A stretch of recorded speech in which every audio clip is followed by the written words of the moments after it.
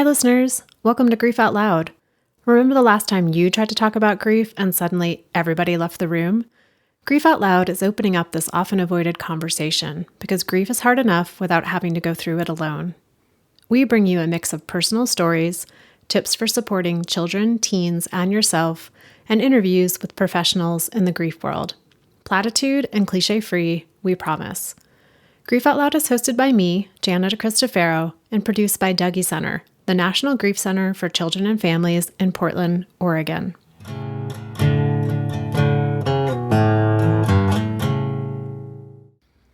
Hey listeners, I don't really know where to start with this introduction. That's not because the episode is a mess or anything, although grief does tend to be real messy, but because the conversation I had with Amy Choi and Rebecca Lehrer, founders of the Mashup Americans, was so vast. We went big picture theoretical and very detailed personal, all in less than an hour. Amy and Rebecca co-host the podcast, The Mashup Americans, and they recently released a series called Grief Collected, which is how they ended up on Grief Out Loud. The Mashup Americans podcast delves into all aspects of crossing culture lines, and they bring this lens to Grief Collected. The series includes 5 interviews with folks like Adrienne Marie Brown, Dorothy Holinger, and Linda Tai, discussing how grief impacts us emotionally, physically, culturally, and collectively. All the episodes are out now, and once you finish this one, go check them out. The interviews alternate with shorter episodes that introduce practices for metabolizing grief. If you stop listening halfway through our conversation just to speed up getting to their series, I won't take it personally. It's really that good. Speaking of personal, while Amy and Rebecca kept their own grief stories mostly out of the Grief Collected series, they generously talk about them with me. Rebecca has experienced many deaths from a variety of causes, including a few close friends when she was back in high school. Those early losses, combined with what she learned from her family, taught Rebecca to show up when someone's facing the end of their life and after they've died. In contrast, Amy's upbringing left her mostly in the dark about how to respond to loss and grief. As a mother of 2 children, Amy is working to change this inheritance and to talk more openly about all aspects of loss. This shift was inspired in part by the deaths of a mom and her young daughter in Amy's close community. Okay, I'm going to stop here before I give away the whole episode. One last note, this episode does talk about suicide. As always, if you or someone you know is struggling, please reach out. You can call 988 or text HELLO to 741-741. Amy, Rebecca, thank you so much for making time to come on Grief Out Loud. I feel a little intimidated because you all are like real professional podcasters, and it's an honor to have you on the show, but I'm also a little I'm nervous. Well, you're a professional grief person, so now we're nervous. What Well, you're like an actual professional. As we have said, we are interlopers in the world, but people with problems and questions, I guess. Just So hope this turns into a therapy session that you're prepared to guide. I'm always ready. I got tissues on the go. No problem. So for listeners who are not familiar with you and with your work and with your podcast, The Mashup Americans, what does it mean to be a mashup American? That is a great question. And Rebecca's nodding at the Zoom through me as if I should answer.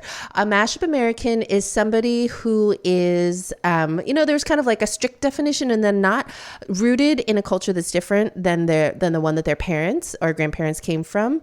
As somebody who is married to somebody who is in a different culture, race, religion than their own.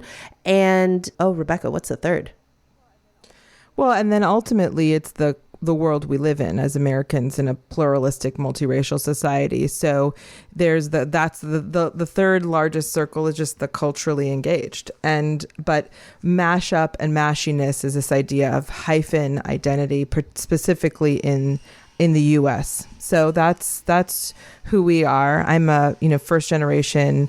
My mom is from El Salvador. Her parents are European Jews who ended up in Latin America, so in Brazil and El Salvador, and then met.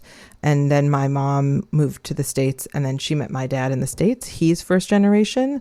So those are the layers of culture that we're that I'm navigating. And then I married somebody from a different cultural, ethnic and religious background than me, but a Californian, which turns out to be in the hierarchy of my identities, maybe top.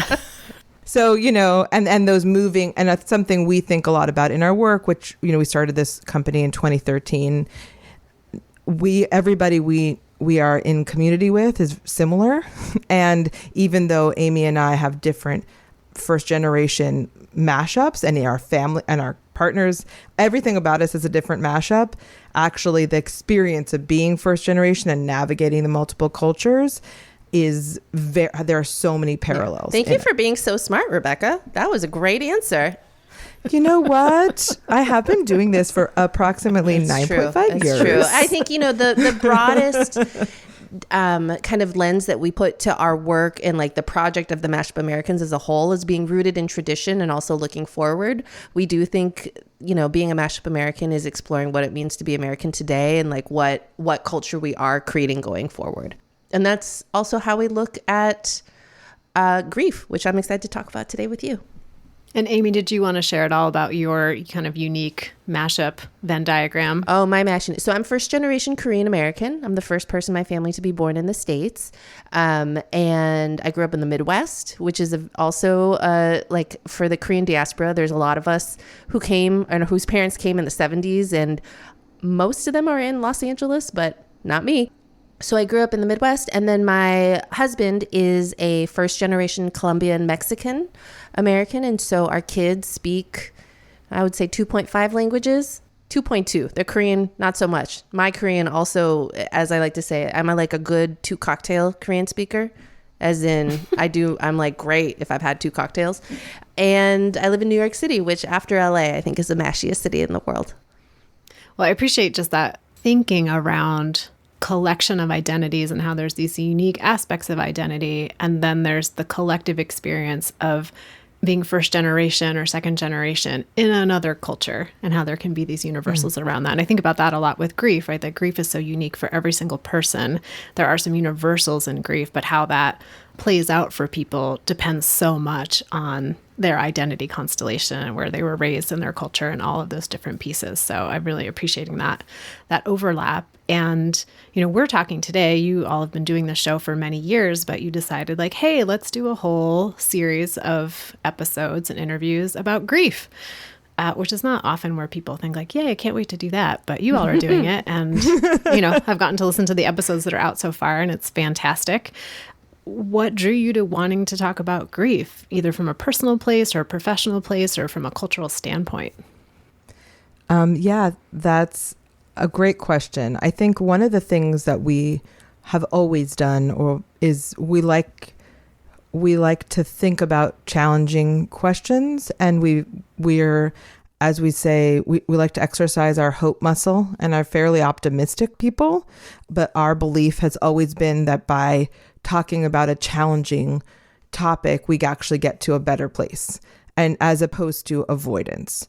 And that is, you're a social worker. It's very interrelated to the where we are in our identities as first generation Americans, in that we are reflecting on so much of the hard stuff that our families went through to immigrate, to save their families or to find new opportunity. And there's a lot of loss, and there's a lot of guilt, and there's also a lot of joy. And we're trying to say the, grief out loud. We're trying to say the quiet stuff out loud. And that has always been what we do as Mashup. And so in this case, it was really thinking, looking around in this period of time, particularly since 2016, which as people who are children of immigrants, who are from minority and marginalized groups, felt such a confusing and terrifying moment to be American. And thinking about our place in it, there was a grieving of something that we thought was the country that we were a part of, or that we were working to build. So there were layers of that loss. And then thinking about the societal we, as you know, we're hyphen Americans, we always say we're mashups, but we're very much Americans. And so, but suddenly being like, why doesn't anybody ever want to deal with anything? Why doesn't anyone want to acknowledge that there's all of this grief and loss? And why are we erasing history, or not talking about so many things that are at the kind of baseline of how America was built? And so I think there's been this beautiful emergence of many of these conversations, particularly around the death of George Floyd, or, you know, and in COVID, an opportunity to say, hold on, we really want to talk about this, and we really want to get away from this sort of pathological need to move forward without ever acknowledging kind of so much of the pain and loss that so many people are feeling. Does that make sense? That does make sense. And it makes me wonder, and Amy, you might have some thoughts about this. It sounds like you approached it from this more global societal perspective, right? Here we are as a society, as a community, as a country, moving in different directions and not having a lot of time or space to reflect on what gets lost in the moving of the forward, or just the natural unfolding of life. People die, things change, loss occurs. I'm wondering though, was there any personal connection to the experience of having had people in your own life die, and how that showed up in your family, and particularly from that lens of being, you know, hyphen American, mashup American? Yes. Well, I think so. This idea, the visual that I always come back to is, and to apply to like what Rebecca is talking about here, is this idea that like we understand that we did not somehow end up like on the middle step of a staircase only going in one direction, right? Like there's stuff that comes before, there's going to be stuff that comes after, but like as a culture, we're so hyper focused on just like only looking forward. And I think that what we have found is that was true for me, at least, with personal losses. And I think, you know, it was really important actually for us to think about grief outside of death. And that was clear from the very beginning, that we knew going in, even though we had suffered many and varied kinds of personal bereavements, that we wanted it to think about loss as a whole and not death loss only in this particular project. So I think we always went into Grief Collected with that frame of mind. That said, you know, I think the project has changed and developed a lot over the past couple years in which we were working on it. Like we started thinking about this maybe in December of 2020. And then we're like slowly developing and thinking about that. Like in that time, I had a really profound personal loss, which was that my daughter's best friend, my daughter at the time was 5, and her mother both died by suicide. Her mother was a friend of mine, a good mom friend, and her daughter was my daughter's best friend. And it was what suicide is, which is horrific. I remember my daughter at the time went to a Jewish preschool, and the rabbi came on to talk to the families, and they were like, you know, this is a tear, like this is a rip, and there's no backing away from that. There's nothing else to say about that except to know that like we're all going to be here and see it, because it's this incredible incredible in the magnitude of how tragic it is.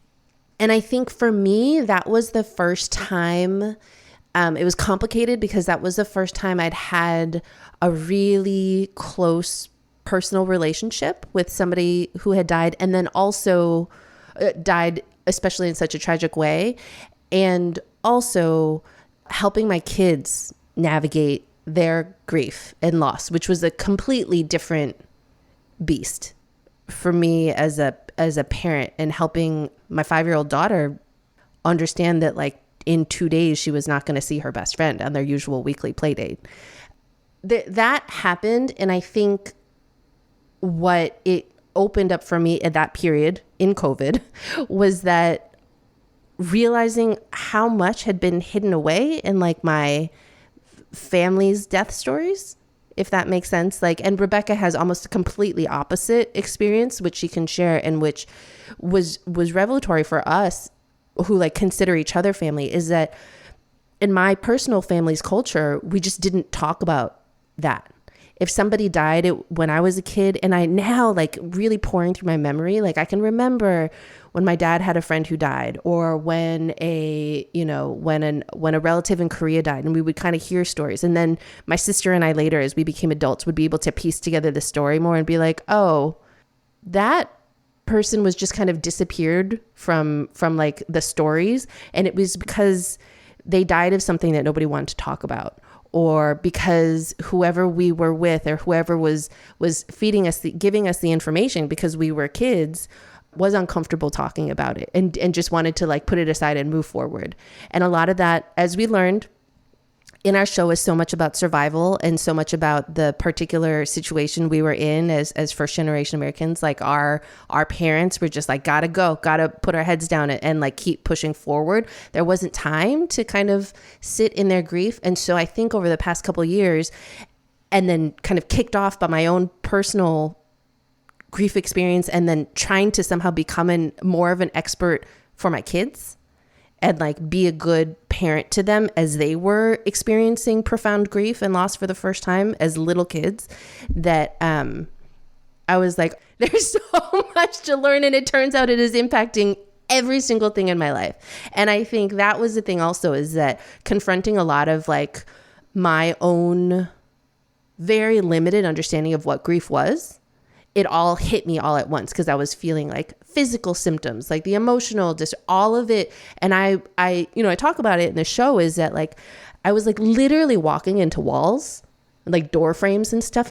And I was like, oh, now 2 years later, I was in the throes of like immediate grief, and like my brain didn't know what to do. Your limbic system my cerebellum was a Kimbo. So I think that is a very long way of saying, for me, I weirdly never thought about grief or death loss as a part of my life. And then it was a huge part of my life. And once that kind of, the lid was torn off, I was like, oh, this is everything. And Rebecca, it seems like you may be opposite with your family. It sounds like much more open talking about grief and loss. Certainly about death loss, I would say, or like an engagement with grieving and showing up.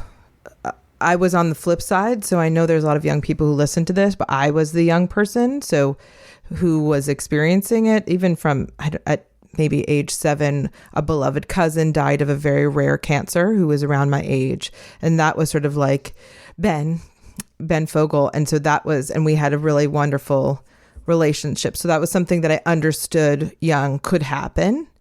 And then when I was in my teens, 3 people very close to me died tragically, which is now I realize was all very close together. But when you're a teenager, being 12 and being 18 are very different ages, or being 14 and 18 feel like a long span. But, in that time, 9th grade, and my very best friend's brother died in a car accident. Then in the summer before senior year, a dear friend was hit by was on a bicycle and hit by a car and died when she was a couple years younger. And then in my senior year, a friend died of a brain aneurysm. So like one of my best friends. So it was a lot. But my family was always show up people. And I think, it was, you always show up to the funeral. You always go to the Shiva, even when it wasn't somebody close.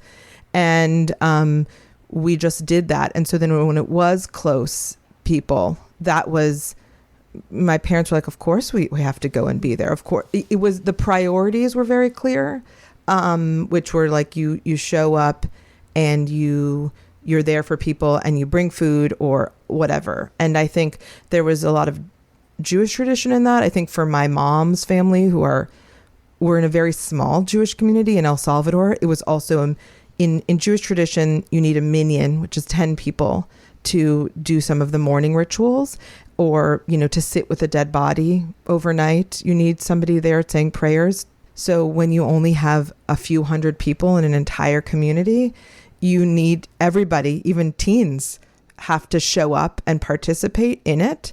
And so that was a part of how I grew up. I didn't realize truly until this project. I was like, Amy was like, no, that didn't happen to me when I was a teen. And I was like, wait, no, I was what? like, I tried Not to buy everybody. cigarettes. That was what I did when I was Yeah, well, I high was school. also buying cigarettes. Don't do that, listeners. But we all do silly things and then we learn. I truly didn't realize, and I'm in my 40s, having so many tragic deaths in your teens is like quite an intense and formative experience, which then later, when my mother-in-law was dying of cancer, I was able to, even when I worked not for myself, but for big companies, if somebody was sick who I loved, I was always able to be like, none of this matters. I have to go be present for people.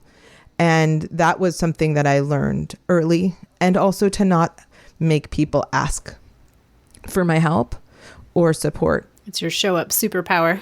Show up superpower. So just fly across the country to be with my mother-in-law, once a month for a few days, or encourage my husband to take FMLA, and take time off while he could be with her. And also just to be able to be present and experience the kind of the power of hospice nurses and of being in the presence of sickness and death. But I'm realizing now, how much it formed me.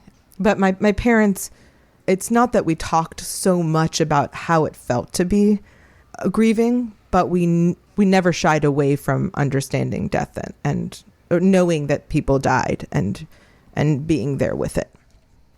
Rebecca, one more personal question for you, if that's okay. Sure. Oh, Then I please. really want to talk about your show. So we're going to get there eventually. Oh my God. This is a joy. We didn't, for listeners, we don't really we didn't get too into this in our show.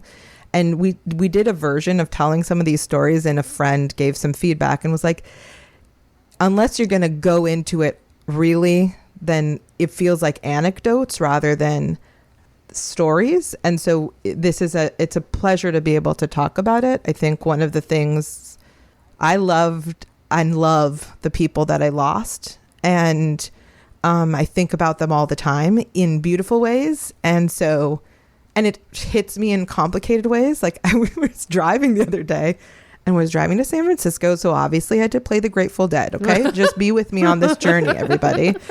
And Ripple came on, which is a Grateful Dead song for all you Deadheads in the crowd. And I burst into tears, and I was like, I didn't know why. And then I texted Daniela, who's my best friend, who went through these tragedies with me. And I was like, did we sing that at Whitney's funeral? And she said, yes, we did. And that was in the year 2000. And it just, so it's a long time ago. And it still emerged from me with a rawness of what that song was connected to, 22 years later. So anyways, I thank you for inviting us into this conversation. That was the long way of saying that. Well, I think you touch on something that catches people off guard so often, and that those deeply rooted sensory memories are like time travel for a lot of folks, whether it's a smell or a sound or the way the air feels or the way the leaves look in a particular season. It just like transports people right back to the time that they heard bad news or that the death occurred, or a memory they have with that person. Pearl Jam alive. Pearl Jam alive. I'm obviously dating so many of these like tragedies to the 90s, but I mean, it was, exactly correct. It's a very intense and kind of amazing to have those sensory reemergences. I actually am grateful for them. And those memories often are I don't know if the right word is untouched or untrammeled in some way, where memories that we share stories together with others, right? Then we get their input and our input, and everything kind of gets, not to use your term, but the mashed up a little bit. And this is hard to know, like, what's purely our memory, and we may know it, but we don't feel it. And there's something about those memories that are like fully embodied, bringing us back to that person or that time or that place, which can be positive and joyful, and also like scary and terrifying and overwhelming. They come in all forms. Oh, of course. I was wondering, Rebecca, you mentioned like, you know, that you grew up in this family where death was what was happening. It was part of what we did as a family. We showed up for other people. We didn't shy away from the reality that people die. But it sounds like it's more of a recent uncovering or recognition of just how much all of that tragedy you experienced, you know, as a young person has shaped and formed kind of who you are. And I wondered if there was an example of something that came to light for you as you were doing this Grief Collected podcast series. Well, I think there's a few things. Well, one is, I'd say to Amy, for instance, when she was having this experience with the loss of, with this huge tragic death loss, watching that and watching her as an adult have that experience kind of for the first time, and being, I'm like, and a year in, I'm like, okay, you got to go to the cemetery. She's like, I don't know what to do for the anniversary. I remember the anniversary because I have a death loss anniversary, like quarter of my brain of like people in my orbit, but kind of like it goes wide. So I was like, I think it's about this time. And what are you going to do? And she's like, and I was like, she said, I don't know. Should we go? I don't know. The cemetery, is wrestling with what? And I was like, you got to go. You just got to go there. It's real. It's physical. And that actually has so that wisdom, I believe, is in me, and I can share it. I think my ability to be present for my mother-in-law's death and her sickness was because I'm not uncomfortable being with death. And I think it's foundational to my marriage now and to my children's relationship to their grandmother that they didn't get to meet. I'm comfortable talking about her all the time. We sang happy birthday to her this week. And so I think if that's the way that it's presented, is my ability to be present. And I'm aware that that's something that I hold close to and is something I'm proud of. I don't know now, like, it's like, I don't wish this on anybody. Really, it's horrible. But given what it's given me, it's like now I'm like, oh, I have deep empathy. I understand, like, when I'm walking in the supermarket and someone's kind of being weird, you're like, I don't know what happened in your life. I don't know. Like, I remember when my mother-in-law died that day, and we weirdly went to get champagne to celebrate her because, I don't know, it was just what we needed to do in that moment. And I went and I was in the store and I was like really foggy and just being like, do these people know that I just watched somebody die and held their hand and then a rainbow shot across the sky? Like, they don't know, but I also don't know what happened in their lives. I don't know if this is the answer the realm of answers you're seeking, but I think that I've realized that it's given me a lot of empathy. And again, like, sometimes I go too hard. Like, recently friends, family members experienced death on like other sides of their families. And I'm like, tell me about him. What was he like? Like, and they were like, I'm not quite ready. I was like too ready to be in it with them. And they were like, then tears were falling down their face. And I was like, oh, I went too hard. I came in too hard, like too comfortable. But, I think that's it. I don't know. Now I'm crying and talking about all these people I love. I'll give an observation is that I think in the process of making the show, what Rebecca's experience has brought to the table is fearlessness of like what's out there. And I think that's what a lot of grief is about, are challenges in talking about it, the ways that we want to be so prescriptive about how we're going to heal from it is about fear, because it's just this like hard, scary, horrible, messy thing that strikes to the core of like all of our existential terror. And like Rebecca's like, yeah, it's there, it's in it, and I'll be in there with you. I mean, I was literally at my 40th birthday, and I was looking around, and this wasn't everyone. It's still like COVID time, so it was a small outdoor thing. And I was looking around. I was like, everybody here lost a parent. Like, there was somebody. I was looking. I suddenly looked because a friend had recently lost their father, and I was looking. I was like, oh, everybody here has had some kind of tragic death. These are people who are very much alive and living, but had experienced tragedy. So it wasn't, and I don't know, I was like, oh, look at that. I didn't put it together, if that makes sense. And that, like, that's something that sometimes it's not the reason you're in community, but it can be a thing that you realize is a facet of somebody that, and their complexity and the beauty of that. Maybe that's why you're part of why you've connected. It reminds me, a conversation came up in a group the other day when people were saying, like, I always knew people died, but until my person died, I didn't know that people die. And now I'm in a room or a circle or a Zoom room with a bunch of people who know, and there's something different about that. Even if we aren't talking about the grief or the people in our lives who have died, there's just this baseline of like, I know you know what I know, and we know things that maybe other people don't know yet. Oh, totally. And also, you don't have to do caveats. Like when you're saying something that might, for somebody else, might feel wrong. So a friend recently both of her parents died in a short period. And she was saying, I don't really miss my dad.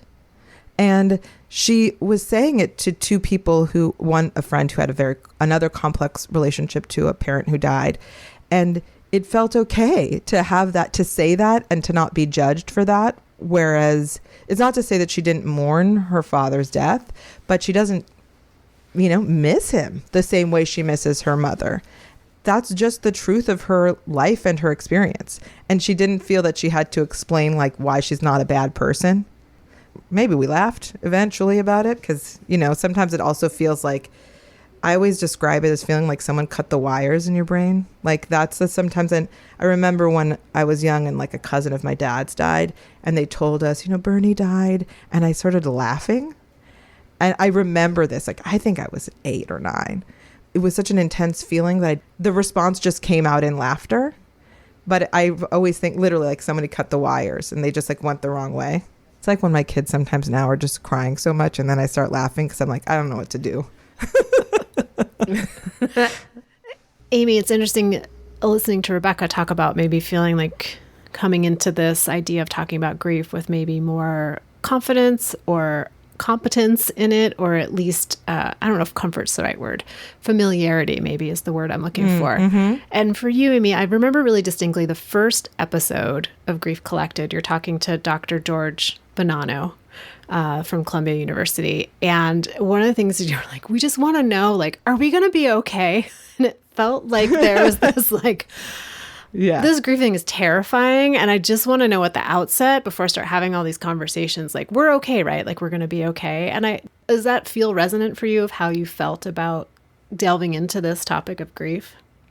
Yes, it felt essential. I think part of that is both that kind of personal feeling of like, and I'm somebody who, my body keeps the score. Like I'm like really somebody who often kind of physically registers something quicker than I can emotionally or intellectually. And so I have often been like, oh, here's a clue that something's off. And I'll be like, my body feels bananas. Like something is not right here.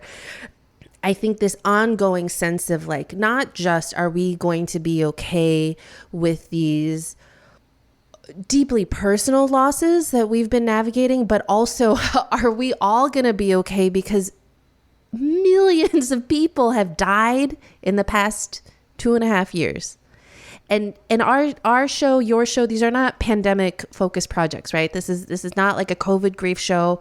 I hope there are millions of COVID grief shows because each one of those people, I think Rabbi Danya said it was like a unique individual made in the image of God, right? Like we're all people.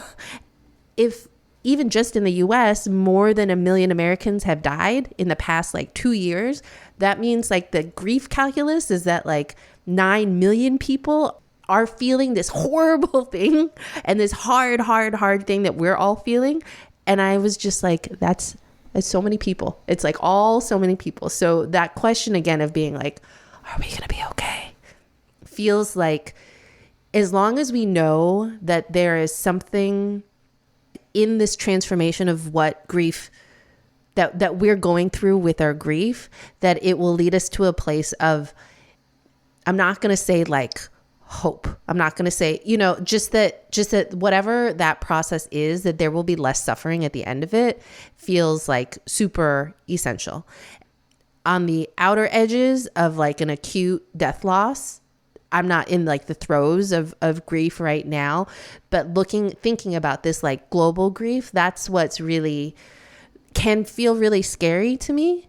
I had a lot of resources.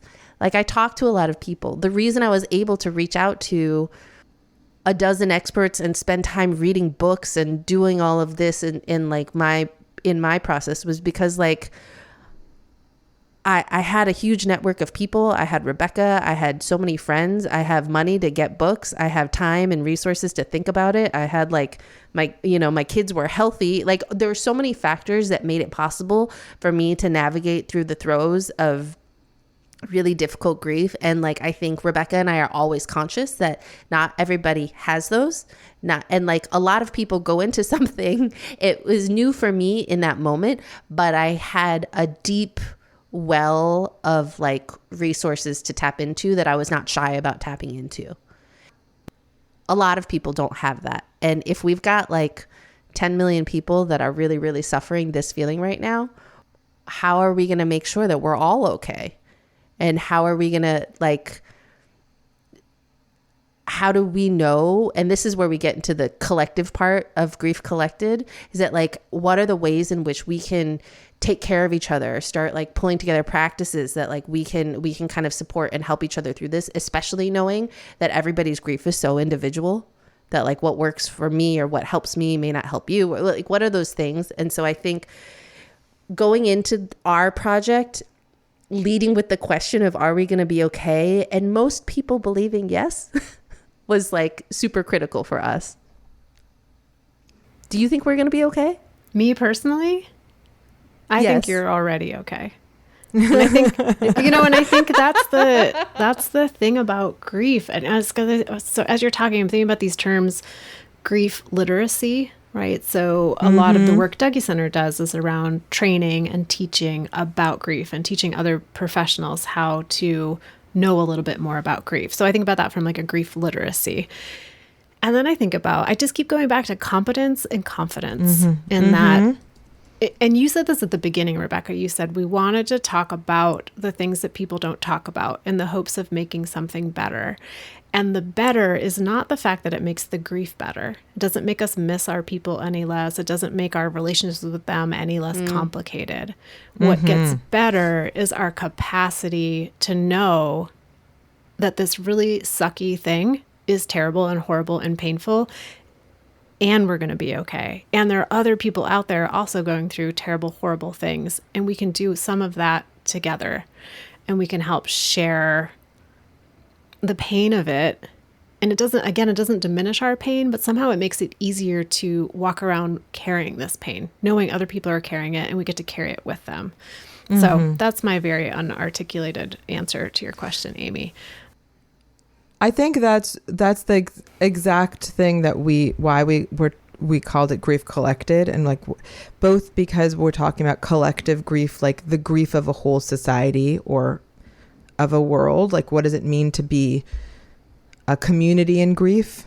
What are the different types of losses? Like, we're talking about acute personal death loss here, but we're talking about, our families have experienced the loss of being immigrants and the ambiguous loss of like now being dislocated from a place that your family might have been for generations, and probably you're leaving because you were seeking opportunity, that's the best case scenario.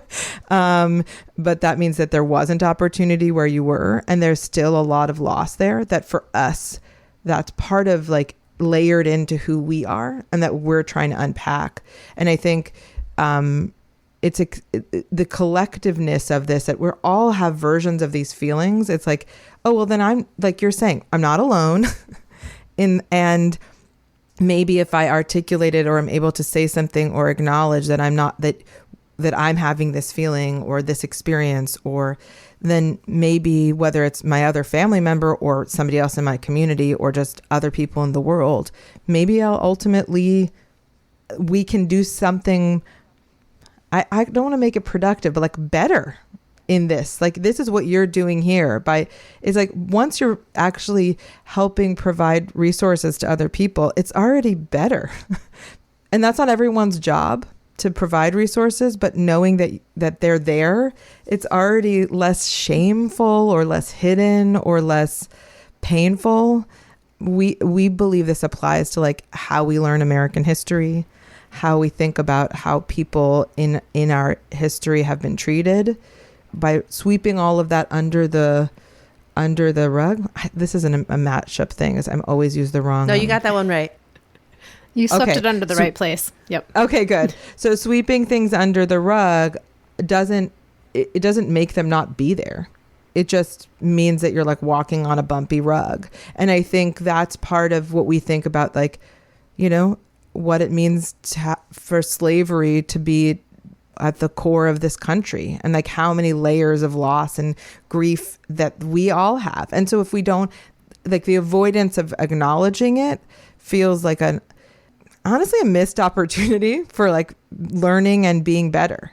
That it's multi-layered, and that's what this whole project is that grief is personal, it's in the body, it's physical, it's ancestral, it's also in our communities, and it has a big community impact. And then ultimately at the end of this show, we talk about like what could a future be that we could imagine together when these conversations are less hidden. And so thank you for doing this work for so long, so many years, by already like laying the foundation for like a better future. That's just no big deal. No just big a better deal. Future. Tiny thing we're all working on. The last thing I want to say, listeners, about this podcast series, Grief Collected, and this goes back to what you had said, Amy, of like finding some tools. And what I've enjoyed so much is that you alternate between interviews with folks talking about grief, different aspects of grief, collective grief, ancestral grief, with these short episodes that give you something to do, like a drawing, meditation, or some other activity. And so that seems so special to me. It's so different than anything else that's out there. And I'm sure anyone who's listening who has not, found your show yet is now like, great, can't wait to go listen to it. So I'm wondering if you could give listeners a little guideposts of where to find you. Okay, I'll do it. The Mashup Americans is our company, and who, we say we are the Mashup Americans, but you probably are too. You can find us all over the place. mashupamericans.com is our website, and our podcast is the Mashup Americans. This is the newest season, which is we're calling Grief Collected. We also have a very special website for this show, griefcollected.com, which has a bunch of other resources, like links that you can find, white papers with all the research from our friend Dupe, who has been on this show before, as well as a bookshelf. So books that we've read that inspired us and helped guide our conversations. Go there. And then you can go, there's like 75 back episodes of our show, which are about all sorts of other things too.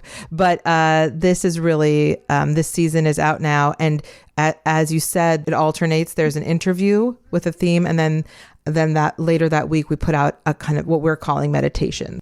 So that's it. mashupamericans.com, griefcollected.com, and Mashup Americans wherever you listen to podcasts. And listeners, I want you all to know I'm watching Rebecca's face. She's doing this all from memory. So I really appreciate you giving people all those places to go. And Amy, Rebecca, thank you for taking time out of corralling your children and whatever else is happening today on your Thursday. I'm just grateful for the work that you've done, the gift you've created for all of us who listen to your show, and for the time spent today with me sharing, maybe a little bit more personally than you do in the podcast. So thank you both so much. Thank you. Thank you so much for having us. This has been, we both cried. Do I still have makeup on? We'll see. And listeners out there, I say it each and every time, thank you for being part of the show, for making it mean what it does, for sharing episodes with people that you think might be helped or interested in what we're talking about. If you want to reach me, you can email me directly at griefoutloud@dougy.org. That's DOUGY.org. Also our website, where you can find free downloadable tip sheets, activity sheets, information about our local programming, and also all of the past episodes of Grief Out Loud. Also excited to share that Grief Out Loud is sponsored in part by the Chester Stephan Endowment Fund. Thank you so much for listening. We hope you'll join us again next time.